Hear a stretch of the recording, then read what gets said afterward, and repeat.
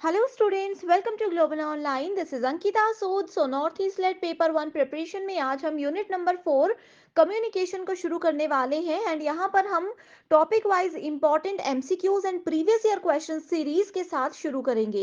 इस सीरीज की खास बात यह है कि एमसीक्यूज के साथ ही आपके सारे कॉन्सेप्ट्स क्लियर हो जाएंगे, क्योंकि यहाँ पर डिटेल्ड एक्सप्लेनेशन के साथ मैं आपको कुछ ऐसे ट्रिक्स भी बताऊंगी जिससे करेक्ट आंसर्स को इजीली आइडेंटिफाई किया जा सके।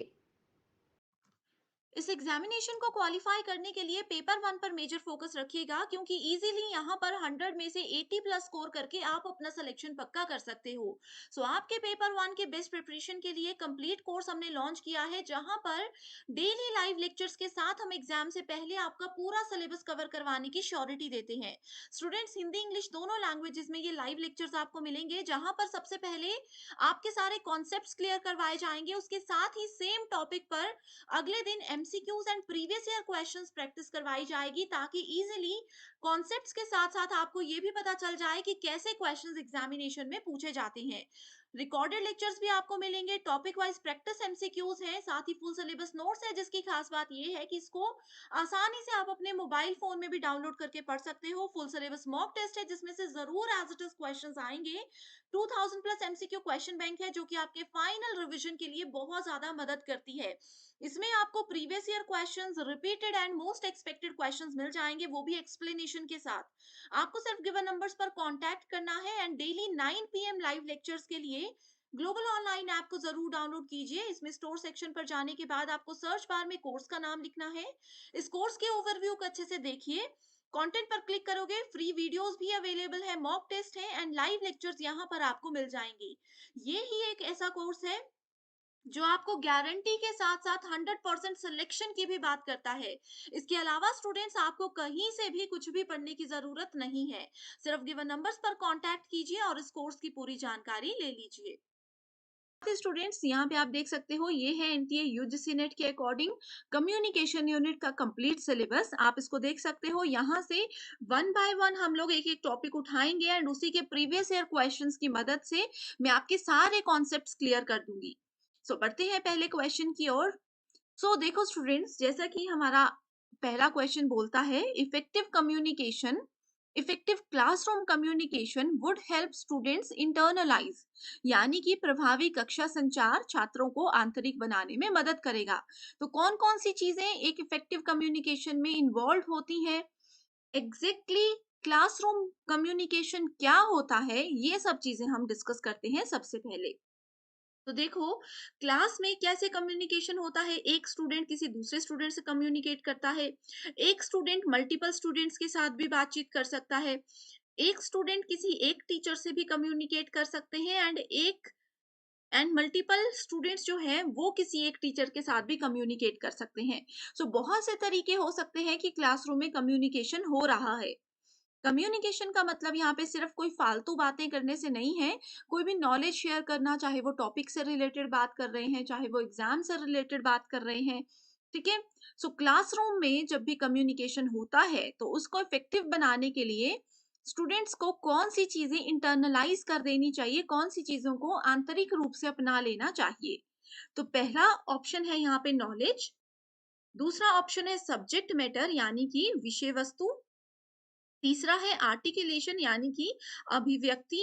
चौथा है लैंग्वेज फेलिसिटी, यानी कि भाषा की खुशी। सो अब देखो, इस क्वेश्चन में ये जो फोर्थ ऑप्शन है लैंग्वेज फेलिसिटी, इसका मतलब क्या है कि मान लीजिए दो लोग आपस में बात कर रहे हैं, अगर दोनों ही सेम लैंग्वेज को समझते हैं तभी उनकी कम्युनिकेशन को इफेक्टिव माना जाएगा। अगर ऐसा है कि मैं हिंदी में पढ़ा रही हूँ, इंग्लिश में पढ़ा रही हूँ, लेकिन आप लोगों को किसी मराठी लैंग्वेज में मान लीजिए कि नोट्स चाहिए थे, वीडियो लेक्चर्स चाहिए थे, आप हिंदी इंग्लिश नहीं समझते हो, तो ऐसे केस में क्या होता है, लैंग्वेज फेलिसिटी वहां पे नहीं होती है, तो उसको एक इफेक्टिव कम्युनिकेशन नहीं माना जाता है।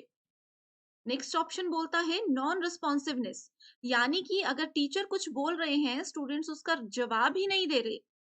एक तो होता है ना कि स्टूडेंट्स को उसका आंसर नहीं पता, वो इसलिए नहीं बता रहे। एक होता है कि स्टूडेंट्स इंटरेस्ट ही नहीं ले रहे क्लास में, उनको कोई मतलब ही नहीं है, कोई कुछ भी बोलता रहे। ये होगा तो एक इफेक्टिव कम्युनिकेशन नहीं होता है।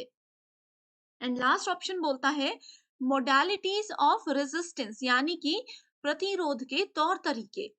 ठीक है। सो ये जो तौर तरीके होते हैं अपनी बात प्रेजेंट करने के, वो भी बहुत इंपॉर्टेंट होता है।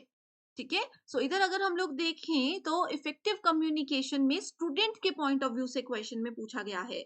सो उस अकॉर्डिंग हमारा राइट ऑप्शंस हो सकते हैं option number A, B, C and D. That means option number 4 here is the right answer. उसके बाद बढ़ते हैं सेकंड क्वेश्चन की ओर। ये question assertion reason based question है जो कि यूजीसी नेट एग्जाम में बहुत बार पूछे जाते हैं।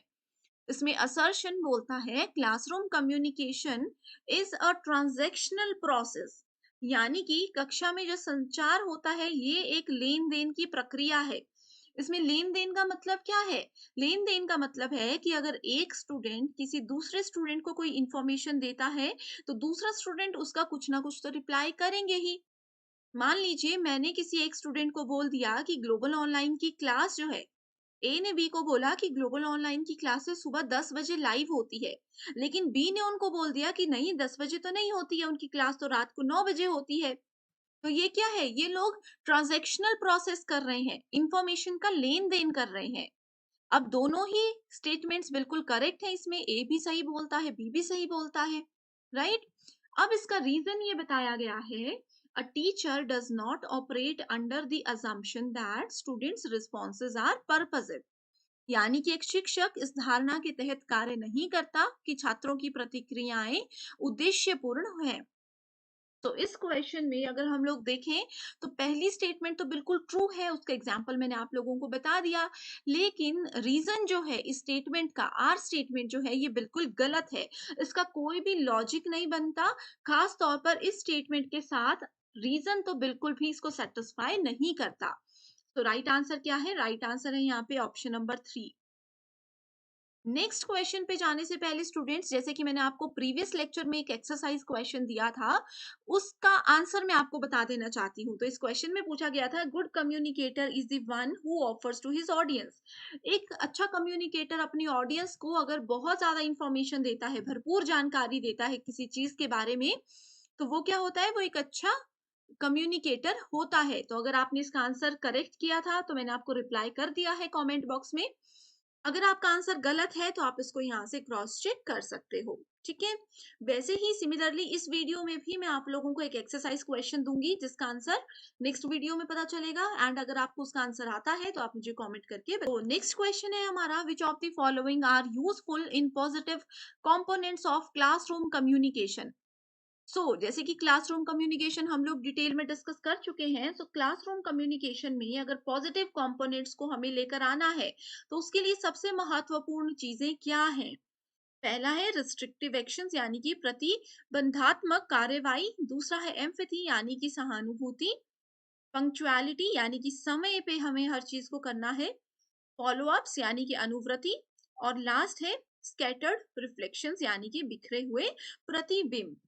अगर क्लासरूम कम्युनिकेशन को अच्छा बनाना है, बेहतरीन बनाना है, तो उसके लिए सबसे ज्यादा जरूरी चीजें क्या है? सबसे पहले तो देखो उसके लिए एम्पैथी जरूरी होती है। दूसरा उसके लिए पर्सन को, टीचर है चाहे स्टूडेंट है, उनको पंक्चुअल होना चाहिए, समय का पाबंद होना चाहिए। कि अगर मैं आपको बोलती हूँ 10 बजे आपकी क्लास है तो 10 बजे एज इट इज आपको भी वहां पे प्रेजेंट रहना है क्योंकि क्लास शुरू होगी ही होगी। ठीक है। उसके बाद फिर हमारा तीसरा आता है फॉलो अप्स। ठीक है। ये वाला क्वेश्चन जो है यहाँ पे आप देख सकते हो ये भी बिल्कुल करेक्ट है। इस अकॉर्डिंग राइट आंसर है option number B. Next question is assertion reason based, जिसमें ये बोला गया है, to communicate well in the classroom is a natural ability, यानी कि क्लासरूम में अगर हम लोग अच्छे से बातचीत करते हैं तो ये एक नेचुरल चीज होती है, स्वाभाविक होता है, इसमें कोई सिखाने वाली चीज नहीं होती है।